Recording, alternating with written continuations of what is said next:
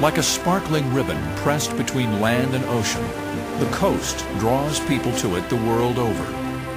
For many, it represents an escape, a place to go to insulate themselves from the realities and frustrations of urban life. For planet Earth, the coast is a point of demarcation that doesn't so much divide as bring together, an intersection at which mankind leaves his footprint on nature's doorstep, perhaps more clearly than anywhere else. On the order of 80% of the U.S. population lives in coastal counties. And since World War II, there's been a national migration away from the interior of the United States out towards the coastlines. Estuaries and salt marshes, which are found at the intersection of freshwater sources and the ocean, face some of the same problems. The consequences of this can be quite severe, because like coral reefs, these coastal areas, when healthy, contribute a great deal of productivity to the marine environment. Estuaries represent a wide variety of habitats, in part because they represent the mixing of fresh and salt water, and therefore we have a range of salinities from purely fresh through brackish to salt, and this favors different types of organisms, and these kind of small organisms often favor different types of fish and birds and different types of plants and so on, and therefore you have a great variety of ecosystems within an estuarine environment. Those are very productive systems. That is, the plants grow very well. There's usually lots of nutrients and lots of light, very shallow water. When those plants degrade or die, they provide a detritus, organic matter, which is used by a whole variety of organisms.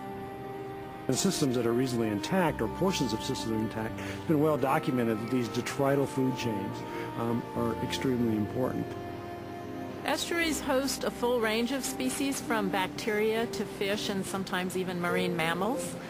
Typically among the larger invertebrates we'll find many crustaceans, decapods such as shrimp or crabs, and we'll find quite a few annelids. Polychaetes are common in the sediments. Mollusks such as clams and mussels and oysters also can be common in estuaries.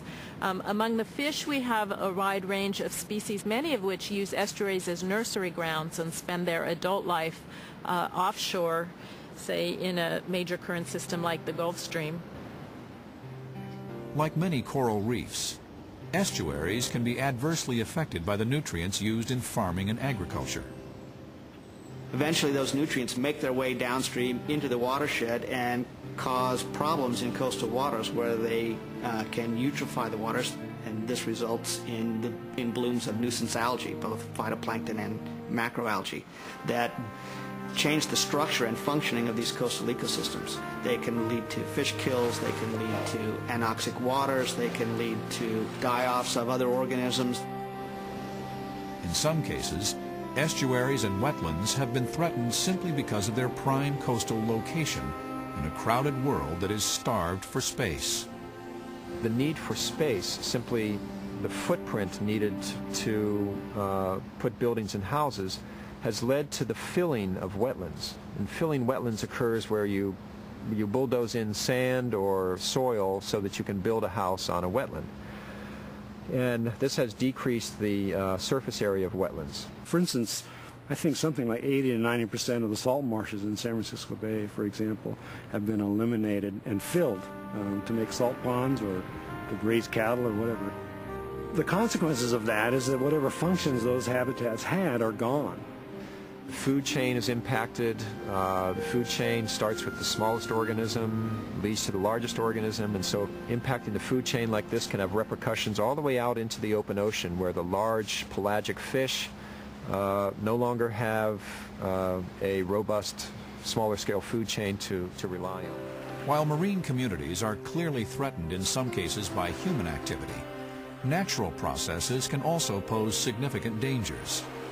This is especially true in the rocky intertidal zone. The intertidal zone is that area of the shoreline that is exposed during the tides. The area along this beach will be submerged by water part of the day and exposed to the air part of the day.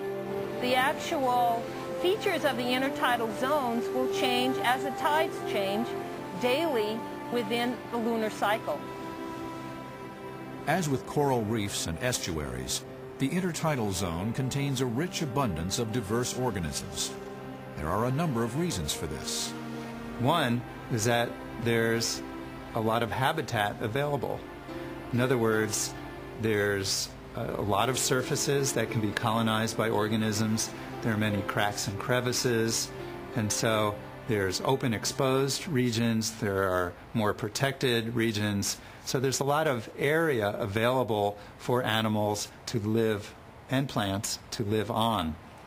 Another reason that intertidal zones are so productive is that they are obviously associated with land, and so they receive nutrient runoff from land, and so there's usually high amounts of nutrients, which promotes growth of the primary producers. And a third reason is that there is mixing by the waves, and this promotes access of nutrients to the organisms and also gas exchange. So it really is, in one way, a very good environment for organisms to live in. A good environment, but one that presents some major challenges. The rocky intertidal is a pretty tough habitat to live in. The animals there undergo not only a lot of wave stress from the waves pounding on them, but there's also a desiccation stress. You have the complications of being exposed to air. In the summertime, extreme heat. In the wintertime, extreme cold. You have the challenges of not acquiring enough oxygen, not being able to acquire enough food during periods of low tide. So organisms that live within the intertidal zone must adapt to both aerial exposure as well as aquatic exposure.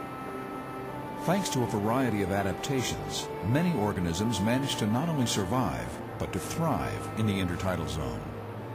Some of the interesting adaptations of organisms in the intertidal can be represented by just a couple of examples. Periwinkles, small snails. There are many different species of periwinkles that live along the shoreline. Some that dominate the splash zone or very upper reaches of the intertidal zone would actually drown if they were submerged in water for too long. They have so adapted their respiratory system to this combination of aerial exposure, oxygen diffusing into their respiratory surfaces from just moist air, to those snails which live in the lower intertidal, which are found very abundantly on large beds of rockweed and other types of seaweed. As if the rigors of wave action and fluctuating temperature weren't enough, rocky intertidal organisms must also face another major challenge: competition. Organisms compete with each other for any kind of a limiting resource. So that can be food, that can be space, that can be mates if they're of the same species. There are two forms of competition among marine organisms, referred to as exploitative and interference competition. Interference competition involves direct contact or chemical contact between organisms. One species might overgrow another or secrete some allelochemicals, nasty chemicals that inhibit the activities of another. In contrast, exploitative competition refers to a situation where one species uses a resource and therefore makes it unavailable to another species. For example, a species that grows up and spreads out to intercept light, a plant species, and shades the area below, is exploiting the light resource, and anything that tries to live underneath it, that's a plant, might not make it. So the competition is for the resource which is in the least supply or the smallest supply. That happens to be space. And so now if something has the ability to dominate the space, in other words, it will outcompete everything else and get rid of them, then it will own the space. It will be the dominant organism. The marine environment is full of little stories like that, of the example of competition actually determining what happens. And we've done a lot in the intertidal because, of course, the intertidal is so accessible. A lot of marine ecology paradigms and so on had all been established by working in the intertidal because it's easy to get to.